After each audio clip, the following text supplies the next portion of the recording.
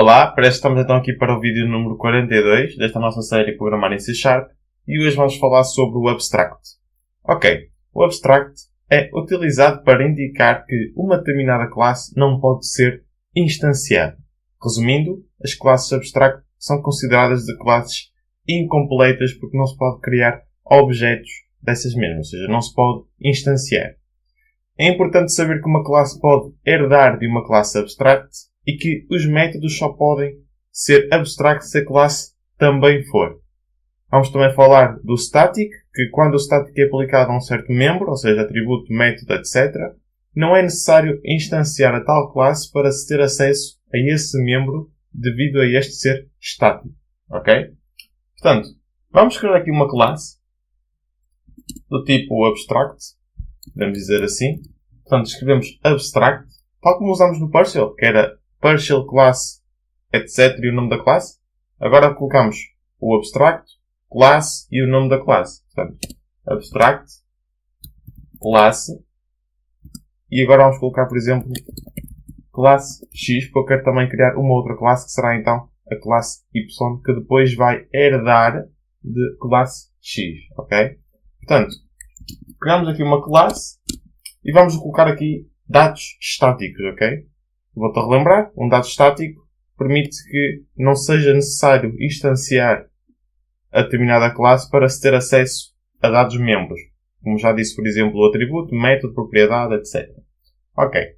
Vamos criar aqui então um atributo, public static string organização. Não era necessário, peço desculpa que vou ser de cedilha e o acento, não era necessário ser public nem static. Quer dizer, static já tinha que ser, porque se nós queríamos ter acesso e público também, ok. Pronto, eu entendo. Temos aqui organização e vamos fazer aqui um exemplo que já fizemos quando falámos sobre o ciclo for each.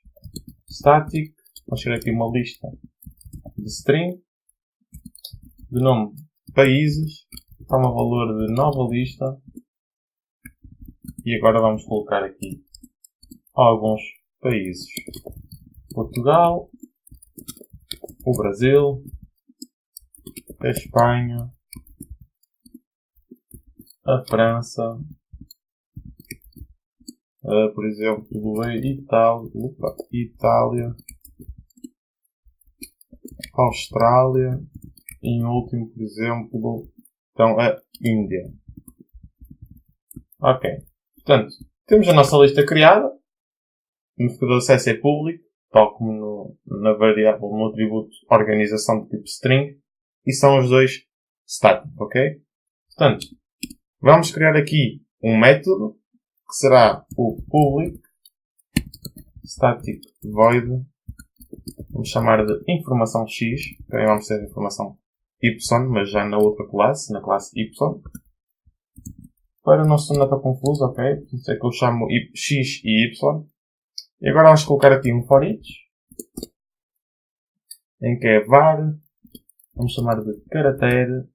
Atenção que a informação x é para ler cada caractere pertencente à string organização, ou seja, o C, o A, o F, depois o F, o E, o I, N, etc. E depois a informação y que vamos fazer será então um ciclo for each, mas para ler cada país pertencente à nossa lista do tipo string. Ok. Aqui é organização, damos um enter e vamos começar aqui então a escrever depois de tirar estas chavetas que não vão ser necessárias, que é só uma linha de conteúdo. Ou seja, CW, vamos chegar aqui, caractere, e aqui vamos colocar então novamente caractere e temos então o nosso ciclo. Ok. Vamos então comprovar o seguinte, vamos comprovar que com isto não, vamos só apagar aqui estas bibliotecas desnecessárias. Penso que não vamos precisar de mais nenhuma. E aqui vamos comprovar que não é possível instanciar esta classe X que é abstrata. Portanto, var, enganei-me aqui. Aqui tem public void run, falta este determinado método, peço desculpa. E aqui é que nós escrevemos então o nosso código. Vamos então criar um objeto, tentar criar algo que não será possível, ou seja, var classe igual a new classe X. Como podemos ver, tal não é possível. Porquê? Porque não podemos, como está aqui o erro, não podemos criar uma instância de uma classe abstrata, ou então interface. Portanto, como podemos ver, para nós termos acesso agora à classe e ao seu conteúdo estático, o que temos que fazer é o seguinte: chamá-la pelo nome dela, ou seja, classe X, e colocar então um ponto, e podemos ter acesso ao atributo organização, ao atributo países e então ao nosso método informação X. E se executarmos este pedaço de código, vamos poder comprovar o seguinte. Neste caso não podemos comprovar nada porque temos que mudar o programa. Peço desculpa. Esqueço-me sempre disto. Abstract. Ok. E agora, se executarmos novamente, podemos ver que temos então o ciclo for each a funcionar corretamente. Ou seja, nós estamos a ter acesso ao método, informação X, e que vemos letra a letra. Ou seja, C, A, F, F, TFI, logaritmo. Ok. Portanto, até aqui tudo bem. Agora vamos experimentar criar uma outra classe. Mas antes disso, vamos criar então um método do tipo abstract. Ou seja, public abstract. E aqui temos que fazer o mesmo com o partial, ok? Que é basicamente dar a sua assinatura. Ou seja, como é que ele é constituído, o seu nome, o seu tipo. E temos que colocar, ou seja, não podemos implementá-lo. Vamos tentar fazer isso. E podemos ver que o determinado erro quer dizer que nós não podemos declarar um corpo para um método do tipo abstract. Ou seja, só podemos criar então aqui a assinatura, que é dizer como é que ele é constituído. Ok. O que nós vamos fazer agora é usar isto para criar uma outra classe. Portanto, atenção. Também quero comprovar o seguinte, que é, se nós tivermos um método abstract, e tirarmos aqui o abstract, tal não funciona, ok? A classe, como vamos poder comprovar aqui, o método é abstract, mas está contido numa classe que não é abstrata, ou seja, não funciona. Ou seja, nós só podemos ter métodos abstract, ou seja, dentro de uma classe que também seja desse mesmo tipo, ou seja, abstract. Pronto, até aqui tudo bem, já comprovamos o que era necessário. Vamos criar então aqui uma classe que não será do tipo abstract, ok? Portanto, classe, vamos chamar de classe Y, que vai herdar da classe abstrata, que é classe X. E agora vamos, basicamente, colocar aqui algum conteúdo. Como podemos ver, temos aqui um determinado erro, que é basicamente, nós não estamos a implementar ainda o método informação Y, que é o que está aqui declarado como abstrato.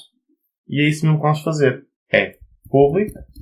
E atenção, que já aprendemos a falar sobre o override no vídeo sobre as strings. Peço desculpa, mais sobre a herança.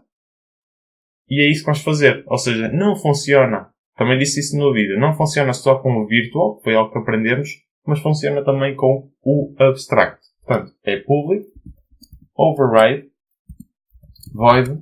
E podemos ver que já aparece então aqui a informação Y automaticamente. Escolhemos, clicamos Enter e temos então a nossa função criada.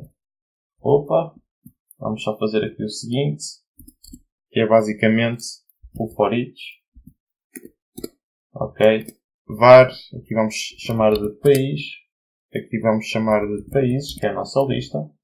Como podem ver, já estamos a herdar a lista países, tal como a palavra organização, mas não vamos utilizar. E agora só temos que fazer o seguinte, que é país, dois pontos, e chamar então aqui o país. E vamos tirar aqui estas chavetas desnecessárias. Limpar o nosso código, ok. E agora vamos colocar isto em comentário. Instanciar então a nossa classe. Atenção que a classe será instanciada é a classe Y, ok? E agora só temos que fazer o seguinte, que é classe e chamar o determinado método, que é o informação Y. E aqui temos que colocar, abrir e fechar parênteses, peço desculpa. E se executarmos este pedaço de código, vamos poder comprovar o seguinte, que é que temos então agora acesso à nossa lista ao nosso método de informação y, que foi um override do método abstrato, que foi herdado, ok, da classe x, também é do tipo abstract. E podemos então ver os países da nossa lista, ou seja, Portugal, Brasil, Espanha, França, Itália, Austrália e Índia. Ok, portanto, eu espero que tenham entendido até aqui, porque no próximo vídeo vamos falar sobre algo completamente diferente, que é o Delegate, que é basicamente um conjunto de métodos, e será algo bastante importante, ok? Portanto, pratiquem, não se esqueçam que isso é o mais importante, e até ao vídeo de amanhã, ok? Happy Coding!